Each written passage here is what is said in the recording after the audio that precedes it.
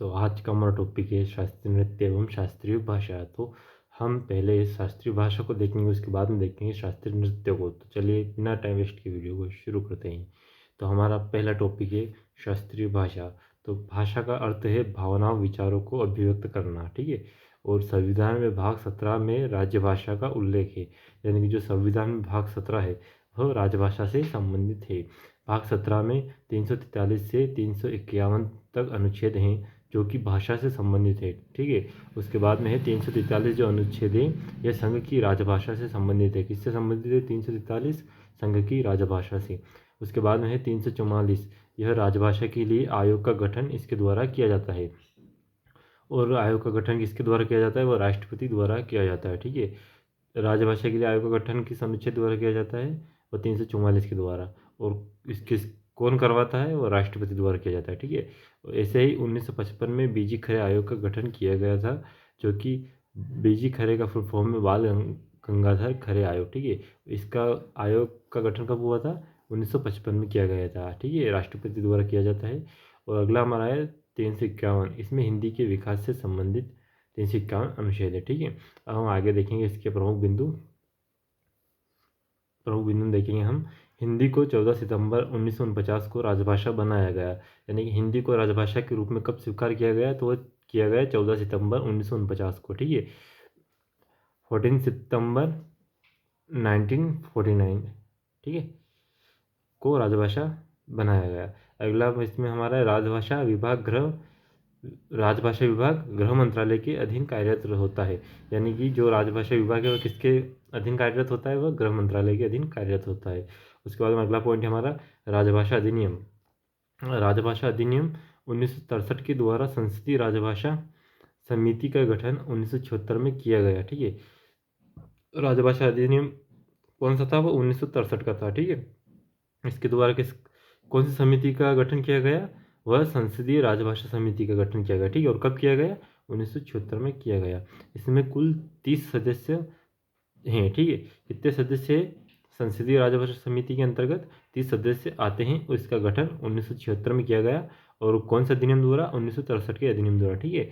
हमारा अगला महत्वपूर्ण बिंदु वो है वर्तमान में संसदीय राजभाषा समिति के अध्यक्ष श्री अमित शाह जी, यानी कि जो ये समिति बनाई गई थी 1976 में, इसके वर्तमान में अध्यक्ष कौन है? वह है श्री अमित शाह जी, ठीक है।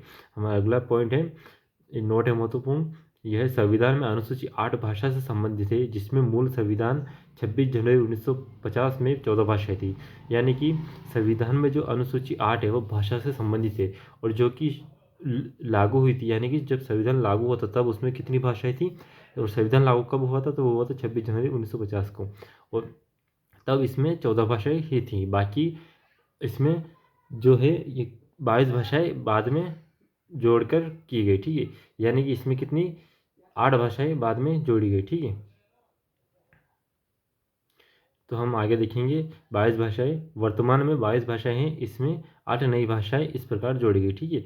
यानी कि जो 15वें क्रम की है 14 भाषा तो इसमें जब लागू किया गया संविधान तब थी, ठीक है। और इसमें 15वें क्रम की जो थी वह सिंधी भाषा जोड़ी गई, जो कि 21वां संविधान संशोधन 1967 में हुआ था, उसके द्वारा सिंधी भाषा को 15वें क्रम के रूप में संविधान की इस भाषा के रूप में जोड़ा गया, ठीक है, शास्त्रीय भाषा के रूप में जोड़ा गया, ठीक है। अगला हमारा है भाषा के रूप में स्वीकार किया गया, ठीक है। और अगला हमारा है वर्तमान में 18वें क्रम वाली 3 भाषाएं नेपाली, मणिपुरी, कोंकणी, यह तीनों भाषाएं कब जोड़ी गई? 71वां संविधान संशोधन 1992 द्वारा जोड़ी गई, यानी कि 15वें क्रम की सिंधी भाषा 21वां संविधान संशोधन 1967 में जोड़ी गई थी। उसके बाद में 18वें क्रम की, यानी कि 16, 17, 18 ये 3 भाषाएं नेपाली, मणिपुरी, कोंकणी, यह 71वां संविधान संशोधन 1992 द्वारा जोड़ी गई। इसकी ट्रिगर नमक, नेपाली, मणिपुरी, कोंकणी, ठीक, नमक। अब हमारे इसके बाद में है 22वें क्रम तक की भाषाएं, यानी कि 18 तो हो चुकी, उसके बाद में 4 भाषाएं और एक साथ जोड़ी गई। वह कब जोड़ी गई? यह कौन कौन सी हैं? बोडो, डोंगरी, मैथिली, संताली, यह 92वां संविधान संशोधन 2003 द्वारा जोड़ी गई, ठीक है। कब जोड़ी गई? 2003 में। और कौन सा संविधान संशोधन हुआ था? 92वां संविधान संशोधन। कौन कौन सी थी? बोडो, डोगरी, मैथिली, संथाली, इन 4 भाषाओं को 92वां संविधान संशोधन 2003 द्वारा जोड़ा गया। इसके ट्रिक है बोडो भैंस, बोडो से बोडो, रो से डोगरी, और भैंस से मैथिली, और संथाली से संथाली। ठीक है, अब हम आगे देखेंगे इसके बारे में।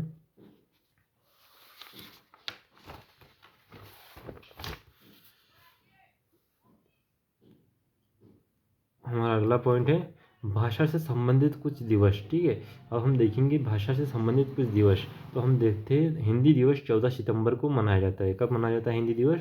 14 सितंबर को। ठीक है, और जो विश्व हिंदी दिवस ये कब मनाया जाता है? 10 जनवरी को मनाया जाता है। हिंदी दिवस तो 14 सितंबर को, और विश्व हिंदी दिवस ये 10 जनवरी को मनाया जाता है। और अंतर्राष्ट्रीय मातृभाषा दिवस ये 21 फरवरी को मनाया जाता है। और अंतर्राष्ट्रीय सांकेतिक भाषा दिवस यह 23 सितंबर को मनाया जाता है।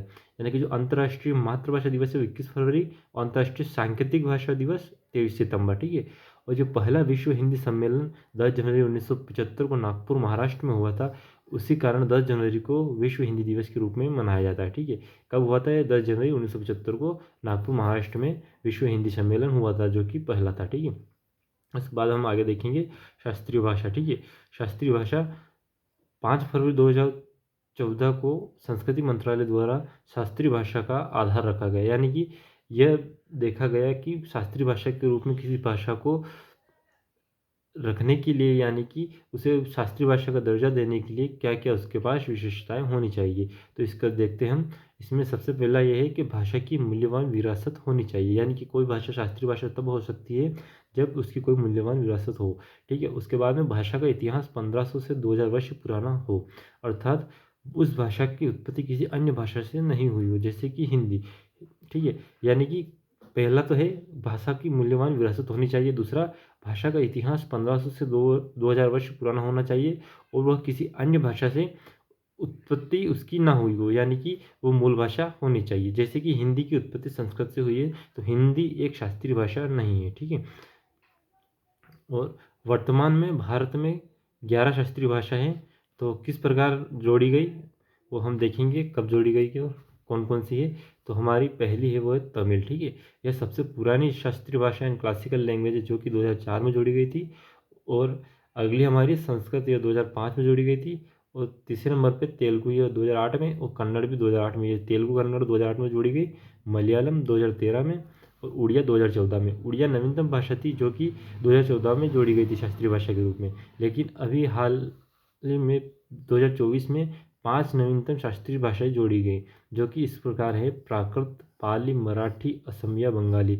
इन 5 भाषाओं को 2024 में जोड़ा गया, जो कि नवीनतम के रूप में जोड़ी गई। ठीक है, अब यह नवीनतम के रूप में शामिल है। ठीक है, पहले उड़िया थी, अब ये 5 भाषाएं 2024 में शामिल हुई, तो नवीनतम ये 5 एक साथ हैं, तो ये मानी जाएगी।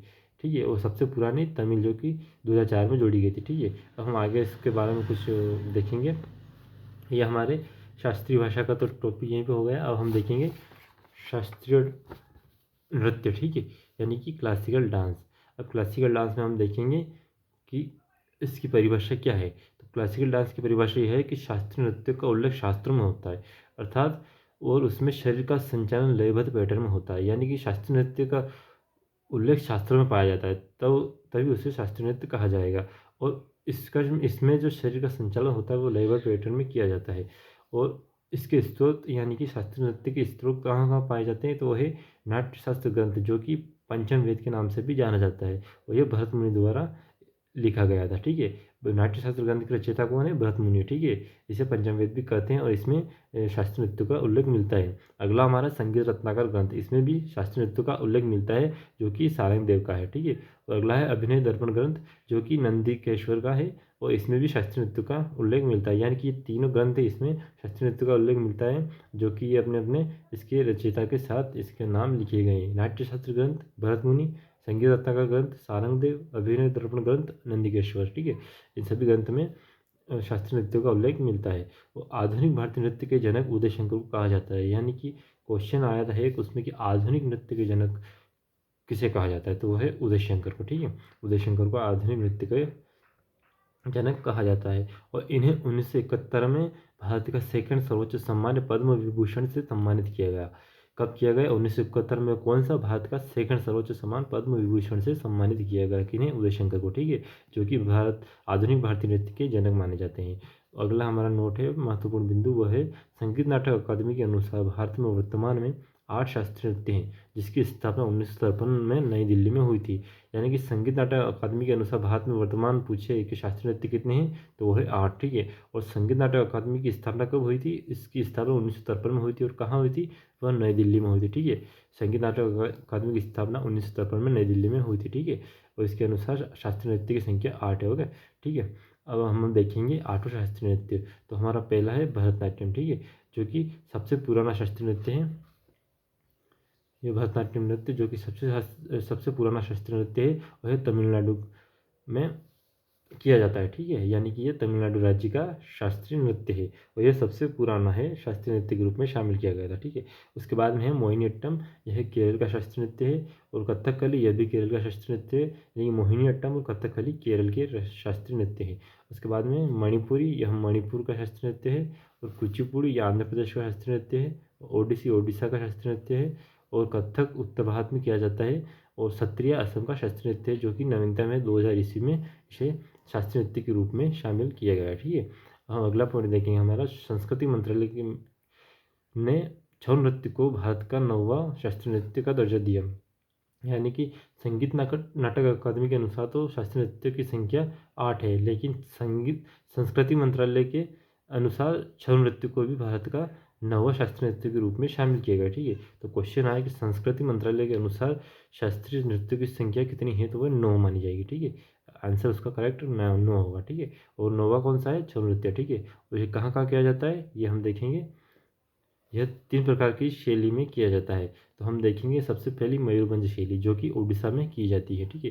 छऊ नृत्य की ही एक शैली है मयूरभंज शैली, जो कि उड़ीसा राज्य में की जाती है। और पुरुलिया शैली, यह दूसरी शैली है इसकी, जो कि पश्चिम बंगाल में की जाती है। और तीसरी है सरायकला शैली, जो कि झारखंड में की जाती है। ये तीनों प्रकार की शैली में छऊ नृत्य को किया जाता है, जो कि अलग अलग राज्यों में किया जाता है। और छऊ नृत्य को छौ नाच या मुखौटा नृत्य भी कहते हैं, लेकिन मयूरभंज शैली में मुखौटा का उपयोग नहीं होता है। तथा छऊ नृत्य को 2010 में यूनेस्को की अमूर्त धरोहर सूची में शामिल किया गया, ठीक है। यानी कि छऊ नृत्य है उसको छौ नाच या मुखौटा नृत्य भी कहते हैं।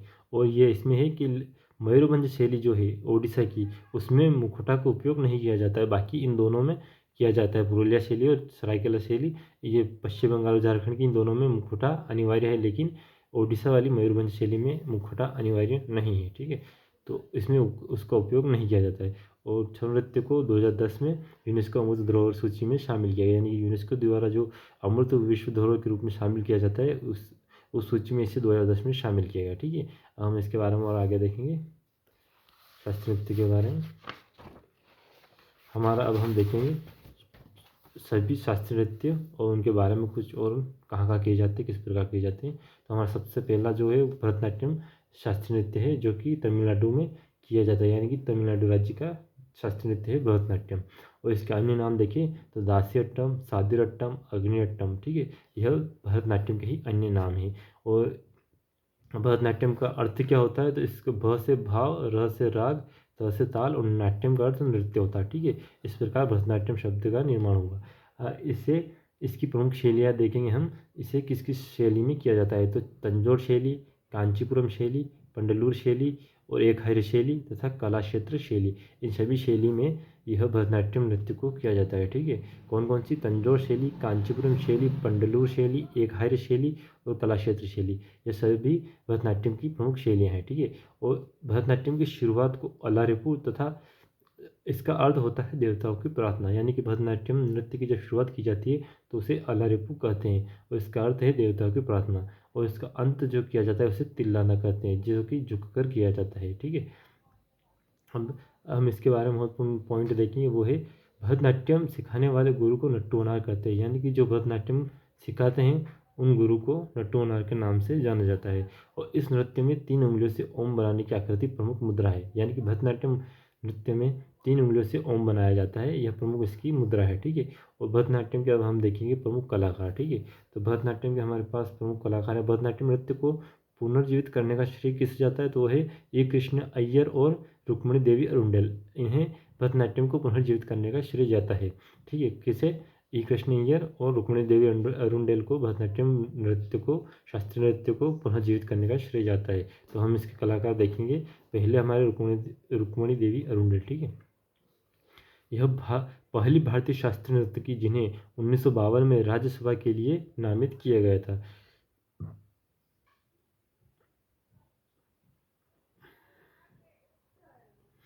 यानी कि क्वेश्चन आए कि पहली शास्त्रीय नर्तकी कौन है जिन्हें राज्यसभा के लिए नामित किया गया था, तो वह है रुक्मिणी देवी अरुंडेल। और कब किया गया था? 1952 में रुक्मिणी देवी अरुंडेल को पहली भारतीय शास्त्रीय नर्तकी जिन्हें 1952 में राज्यसभा के लिए नामित किया गया। ठीक है, 1952 में राज्यसभा के लिए नामित किया गया था। और इन्होंने कलाक्षेत्र फाउंडेशन की स्थापना इनके द्वारा 1936 में की गई थी। ठीक है, कलाक्षेत्र फाउंडेशन की स्थापना किसके द्वारा की गई थी? वो है रुक्मिणी देवी अरुंडेल के द्वारा। ठीक है, और कब की गई थी? 1936 में की गई थी। ठीक है, अब हमारा अगला पॉइंट है इनके बारे में। 1968 में पशु संरक्षण के लिए प्राणी मित्र अवार्ड से इन्हें सम्मानित किया गया था। ठीक है, इन्हें किया गया था रुक्मिणी देवी अरुंडेल को 1968 में पशु संरक्षण के लिए प्राणी मित्र अवार्ड से सम्मानित किया गया था। ठीक है, इनके एक और है अगला पॉइंट। 1956 में तीसरा सर्वोच्च सम्मान पद्म भूषण से सम्मानित किया गया। ठीक है, 1956 में रुक्मिणी देवी अरुंडेल को 1956 में तीसरा सर्वोच्च सम्मान जो कि भारत का है पद्म भूषण, इससे सम्मानित किया गया था। ठीक है, हम अगले कलाकार देखेंगे भरतनाट्यम के। वो हैं यामिनी कृष्णमूर्ति, जो कि इनका हाल ही में यानी कि 2024 में निधन हो चुका है। ठीक है, तो ये कोई इम्पोर्टेंट भी है जो कि आने की संभावना है क्वेश्चन। ठीक है, और इसके बाद ये है हमारे भरतनाट्यम तथा कुचिपुड़ी दोनों की प्रसिद्ध कलाकार है। ठीक है, यानी कि यह भरतनाट्यम शास्त्रीय नृत्य तथा कुचिपुड़ी शास्त्रीय नृत्य दोनों को प्रसिद्ध कलाकार के रूप में जानी जाती है।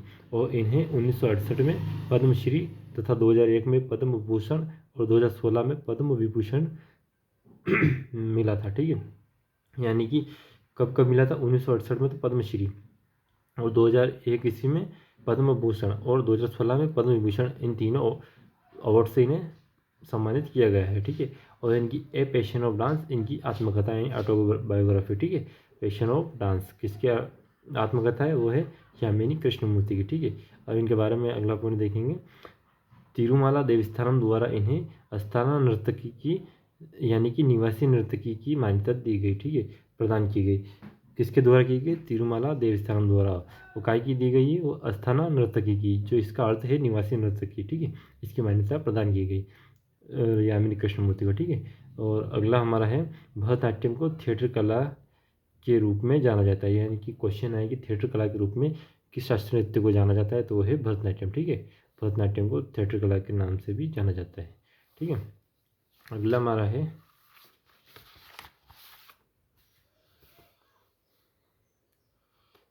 वो है हमारे भरतनाट्यम के अगले कलाकार पद्मा सुब्रमण्यम, जो कि 1981 में पद्मश्री से सम्मानित किया गया था। किन्हीं? पद्मा सुब्रमण्यम को, जो कि भरतनाट्यम की कलाकार हैं। 1981 में पद्मश्री से सम्मानित किया गया, और इन्हें 2024 में पद्म विभूषण, जो कि भारत का सेकंड सर्वोच्च सम्मान है, इससे 2024 में सम्मानित किया गया पद्मा सुब्रमण्यम को।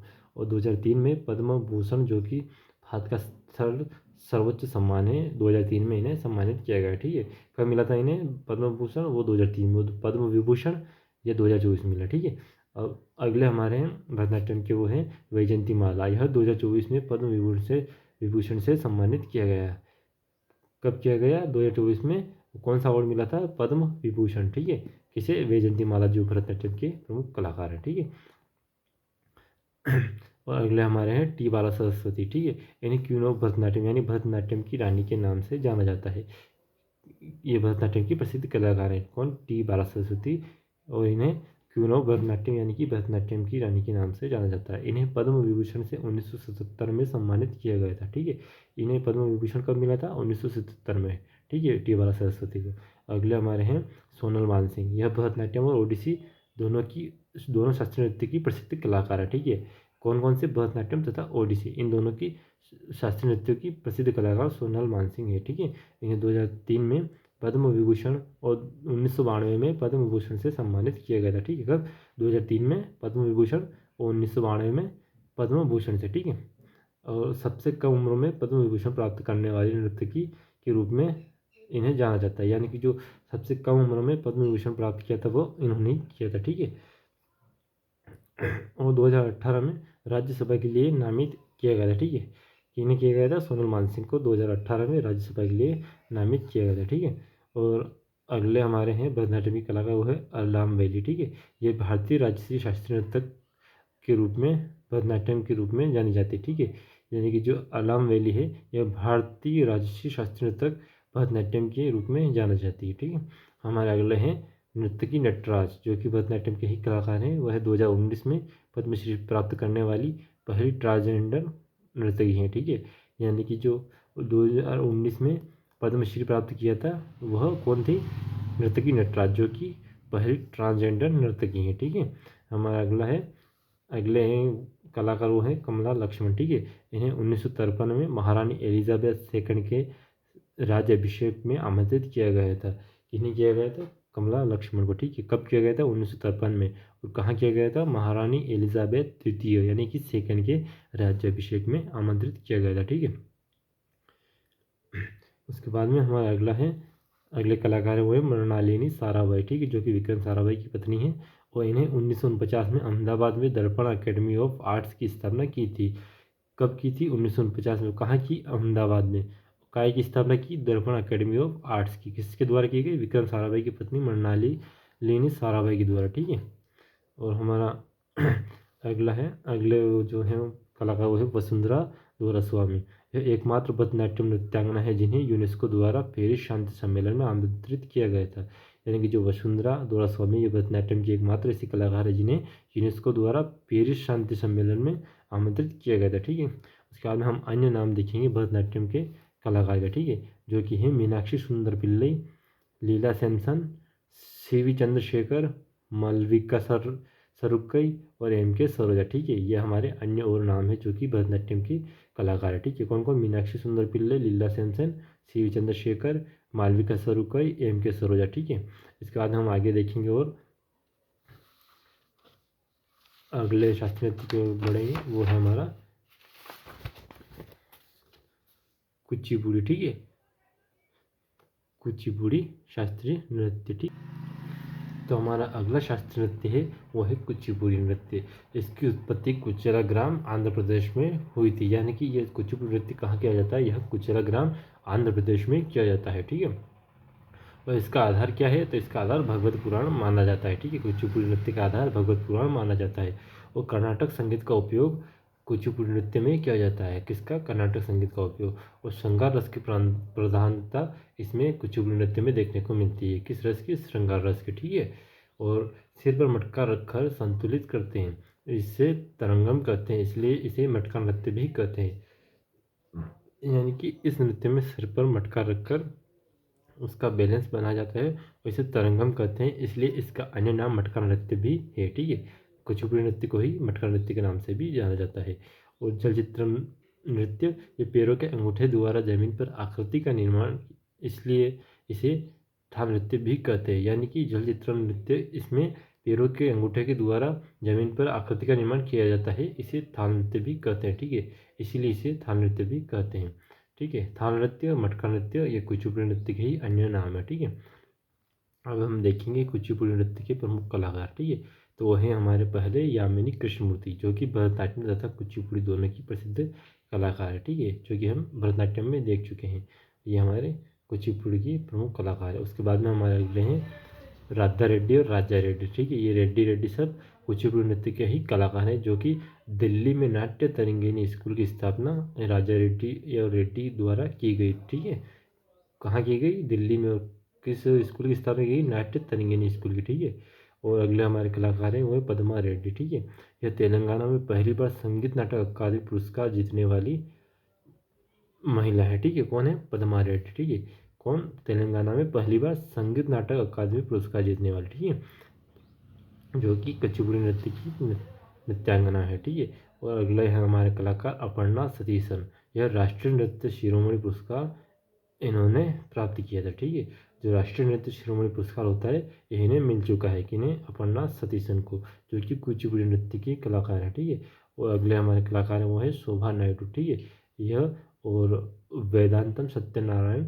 यह भी हमारे कुचिपुड़ी नृत्य के प्रसिद्ध कलाकार है। ठीक है, शोभा नायडू, वेदांतम सत्यनारायण और वेम्पति चिन्न स्वामी, यह भी हमारे कुचिपुड़ी नृत्य के प्रसिद्ध कलाकार है। और वेम्पति चिन्न स्वामी द्वारा कुचिपुड़ी कला अकादमी की स्थापना 1963 में की गई थी। ठीक है, वेम्पति चिन्न स्वामी द्वारा कुचिपुड़ी कला अकादमी की स्थापना कब की गई थी? 1963 में की गई थी। ठीक है, किस अकादमी की?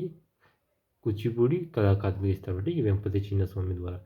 ये हमारे प्रमुख कुचिपुड़ी नृत्य के कलाकार थे। ठीक है, और भामाकल्पम नृत्य का आधार कुचिपुड़ी नृत्य है। ठीक है, यानी कि जो भामाकल्पम नृत्य होता है उसका आधार कौन सा नृत्य है?